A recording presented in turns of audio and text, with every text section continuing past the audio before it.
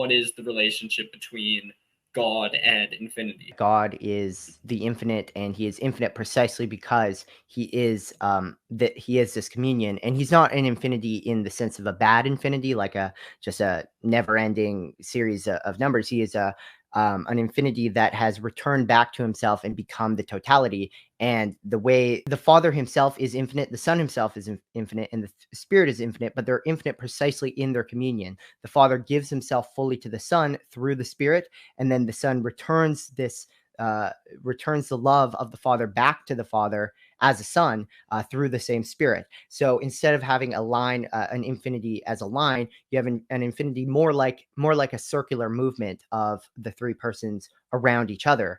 And it's very difficult to explain, much harder to even conceptualize, but that is the way we understand the infinity of God.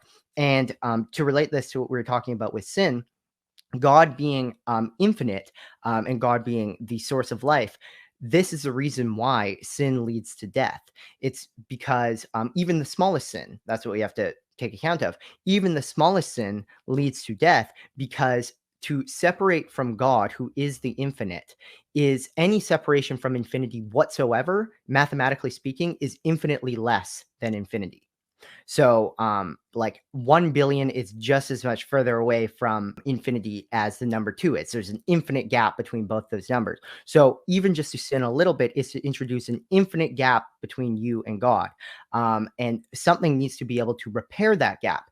And the reason why in Christianity we understand the necessity of Christ's death on the cross is that we in ourselves as finite creatures have no power to repair, to traverse the infinite chasm between God and man that was introduced originally with the fall of Adam and Eve, and is reaffirmed every time we sin.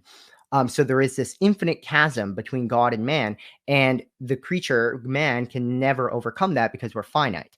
So the way it has to be overcome, we discover in Christ, is that God himself, who is infinity himself, has to unite himself with his creation, unite himself to humanity, and communicate his infinite life to creation. So when Christ becomes incarnate and communicates his life to human nature, now human nature, insofar as humans are united to Christ, we have the power through Christ to enter back into communion with God, precisely because Christ is the one who has the infinite life of God and is able to reconcile us with the Father.